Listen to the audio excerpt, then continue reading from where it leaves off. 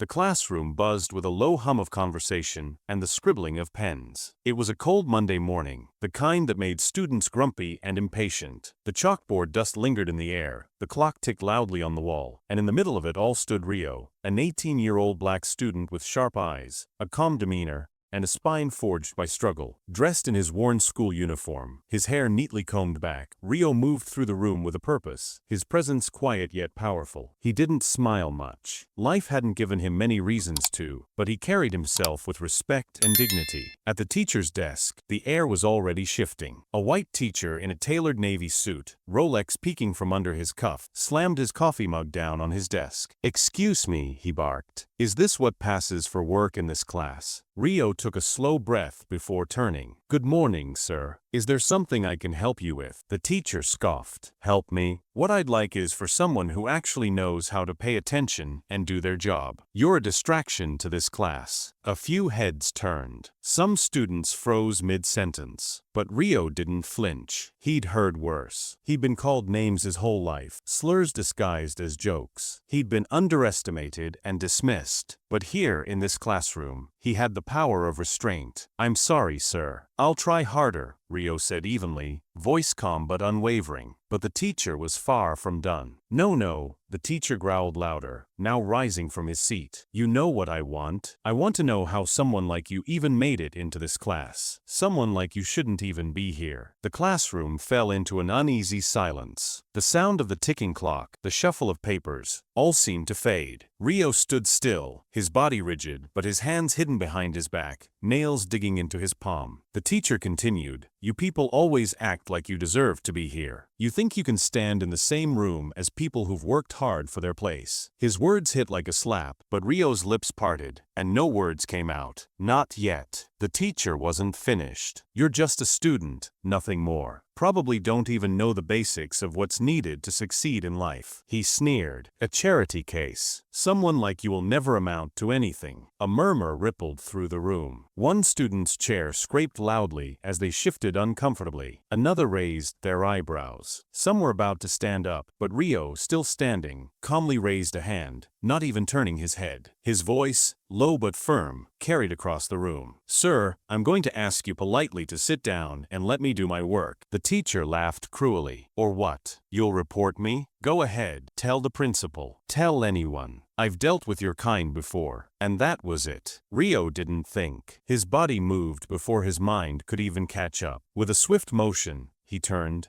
pivoted, and without warning, swung his hand forward. The teacher stumbled back, crashing into the desk behind him. Stunned, dazed, humiliated, gasps exploded around the room. Some students recoiled, others blinked in disbelief, while the class door swung open, a teacher from the hallway poking their head in. But no one moved to intervene. Rio stood over the teacher, breathing hard. His hands were shaking, but his eyes were steady, locked on the man before him. "You don't own anyone," he said, his voice cutting through the tension. "Not anymore." The teacher blinked, blood trickling from a small cut on his lip. He looked around, expecting someone to come to his rescue, to back him up, but no one did. In fact, a low hum of support began to rise in the room. A quiet murmur spread from the back of the class, followed by the sudden sound of feet shuffling, and soon, applause erupted. "About time," one student muttered. Rio turned, his chest pounding in his ears, and walked calmly back to his desk. The room was buzzing. His body still hummed with adrenaline. His classmates stood, eyes wide, trying to process the moment. But Rio wasn't worried about the applause. He hadn't done this for them. He had done it to show the teacher,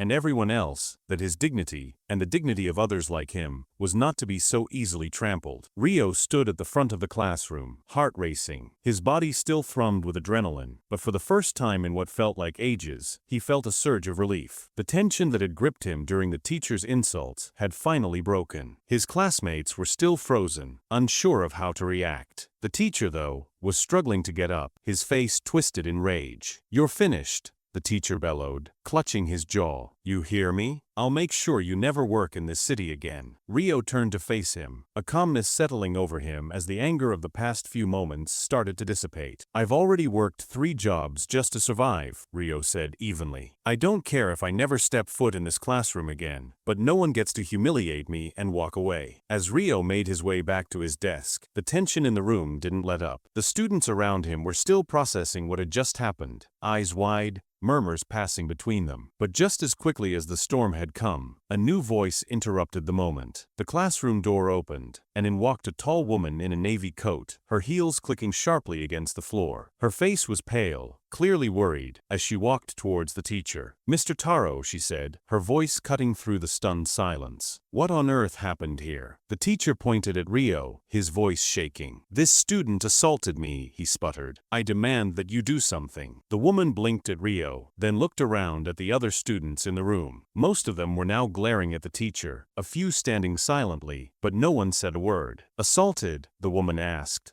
voice quiet but full of authority. "I just got 5 texts from clients telling me that you were shouting racist slurs at a student." The room seemed to hold its breath. The tension was palpable, and the silence was broken only by the faint murmurs of disbelief. Rio could feel his heart beating faster again, but his posture remained calm, like he had nothing to prove anymore. The teacher froze, his eyes narrowing as he processed her words. His pride was still wounded, but the crowd's shift in attention, and the growing realization of what had just occurred, was beginning to chip away at his bravado. "Vincent Taro," the woman said sharply, turning her focus to the teacher. "I asked you what happened." "She assaulted me," Vincent repeated, trying to regain control of the situation. "I want you to call my lawyers. We're pressing charges." The woman, Vanessa, didn't flinch. Instead, she pulled out her phone and clicked a few buttons. "No, we're not," she said firmly, showing the screen to Vincent. "I've already seen the footage." The class was now completely silent, everyone watching as Vanessa turned the phone toward the teacher. The screen was filled with a live video, captured by a student in the back of the room. It showed everything, from the teacher's first insult to Rio's calm resistance, and finally, the moment that changed everything. Vanessa looked at Vincent, her voice steady but full of impact. "This has 2.3 million views in the last 20 minutes, sir," she said, watching his face drain of color. "Do you know what the comments say?" Rio, still standing at the back of the class, felt his pulse steadying. The moment felt surreal. He had never intended for this to escalate, but now, seeing the reality of it unfolding, he couldn't deny that something had shifted. Vincent's face flushed crimson as he processed Vanessa's words. He had never expected this turn of events. His grip on the table tightened, but no defense came to mind. Vanessa, standing firmly before him, showed no sign of backing down. "They're not on your side," she continued, her voice sharp and unwavering. "They're calling you a racist, an abuser. If this gets out of hand, your stocks will tank. Sponsors will pull back. The board, who already doesn't like you, they'll vote you out." Vincent's lips parted, but no words came out. He glanced around the room, his gaze darting between the eyes that were now fixed on him. Phones were pointed in his direction, capturing every second of his humiliation. The waitress behind the counter stood frozen, a coffee pot hovering mid-pour. Even the cook had left the kitchen to witness the unfolding moment. "I was provoked," Vincent whispered, his voice barely audible. Vanessa didn't flinch. "No," she said, shaking her head. "You were exposed." Turning to face Raina, she added, "I'm sorry for what happened to you. On behalf of our company, I want to speak to you privately, if you're open to it." Raina's throat tightened, her emotions swirling. For the first time since the confrontation, she felt a sense of validation. She opened her mouth to speak, but the words caught in her throat. What could she say after everything? "I'm not looking for money," Raina said quietly, her voice tinged with exhaustion. "I'm just tired of being treated like I'm disposable." Vanessa nodded in understanding. "And you shouldn't be." Then, to everyone's shock, Vanessa turned to the crowd, her voice carrying authority. "Ladies and gentlemen, this is no longer just about what happened today. It's about what we allow to happen every day." She paused, letting her words sink in. "Vincent Taro will be stepping down from his company, effective immediately." The diner fell dead silent. Vincent's face contorted with disbelief as he gasped, his words catching in his throat. "You can't do that." Vanessa didn't hesitate. "I can." The board appointed me interim CEO 2 weeks ago. They've been watching your behavior, and you just gave them the final proof they needed. Vincent staggered back, the weight of his downfall pressing against him. All of this, because of a waitress? His voice shook. Vanessa turned to Raina, then back at Vincent. Not just any waitress, she said firmly. A woman who stood up when no one else would. Raina's knees felt weak, her head spinning. She gripped the counter for support, the reality of the situation slowly sinking in. She had walked into work that day expecting another monotonous shift of surviving tips and keeping her head down. But now,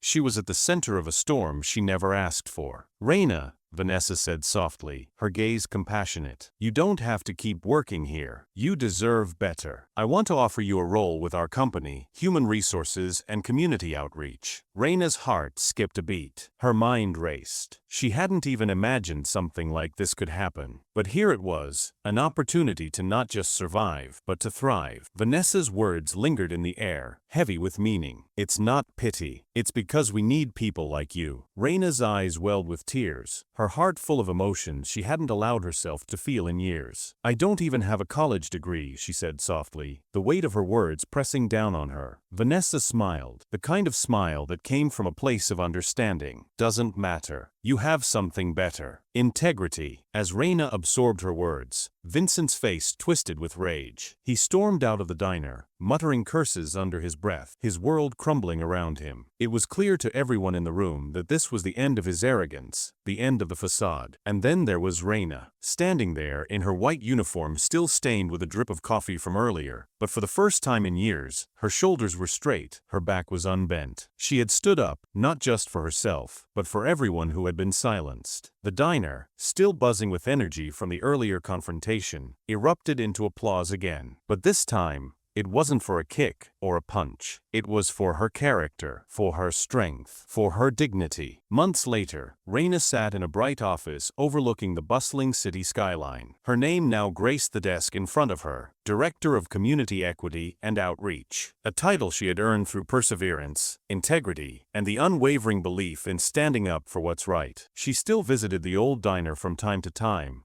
not to work, but to remind herself of how far she had come. Every time a new waitress walked in, their nervous eyes and quiet steps reflecting the fear she once had, Raina would smile gently and offer the words that had become her mantra: stand tall. You're worth more than you think. Because the woman who had once been silenced by insults, by a system that tried to make her feel small, was now writing policies to protect others from the same fate. And it all started with one bold move. One moment where she chose to stand up, not just for herself, but for every person who had been told they didn't belong. If you enjoyed this story, don't forget to give it a thumbs up and hit that subscribe button for more emotional, dramatic, and unexpected tales. And let us know in the comments, where in the world are you watching from? We love hearing from all of you. Until next time, stay kind, stay curious, and keep watching.